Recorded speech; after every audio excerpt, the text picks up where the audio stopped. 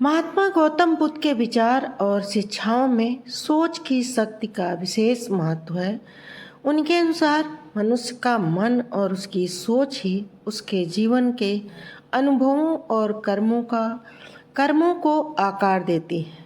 बुद्ध के अनुसार जैसा हम सोचते हैं वैसा ही हमारा जीवन बनता है। सोच की शक्ति को लेकर गौतम बुद्ध की शिक्षाओं में कुछ शिक्षाएं हैं, जैसे कि सही दृष्टिकोण।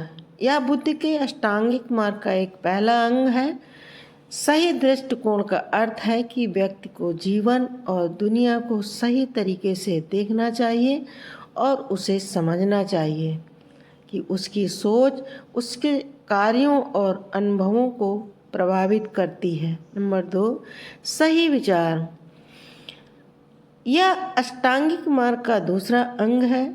बुद्ध कहते हैं सकारात्मक और सशक्त विचारों को अपनाने से जीवन में शांति और समृद्धि आती है, जबकि नकारात्मक और विनाशकारी विचार जीवन में दुख और कष्ट लाते हैं।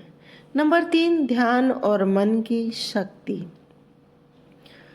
गौतम बुद्ध ने ध्यान को मन को नियंत्रित करने और उसे सकारात्मक दिशा में ले जाने के लिए महत्वपूर्ण बताया। ध्यान के माध्यम से व्यक्ति अपने मन की गहराई को समझ सकता है और अनावश्यक नकारात्मक विचारों को दूर कर सकता है।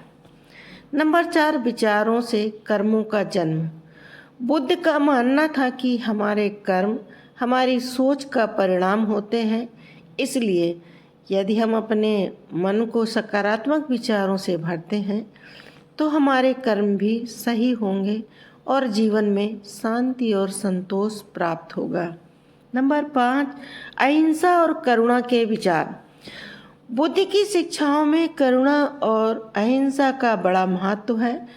वे कहते थे कि हमारी सोच में करुणा होनी चाहिए और हर जीव के प्रति प्रेम और सहानुभूति का भाव रखना चाहिए। गौतम बुद्ध की शिक्षाएं हमें यह समझने में मदद करती हैं कि हमारे विचार और दृष्टिकोण ही हमारे जीवन की दिशा निर्धारित करते हैं। मन की शक्ति का सही उपयोग करके व्यक्ति अपने जीवन को बेहतर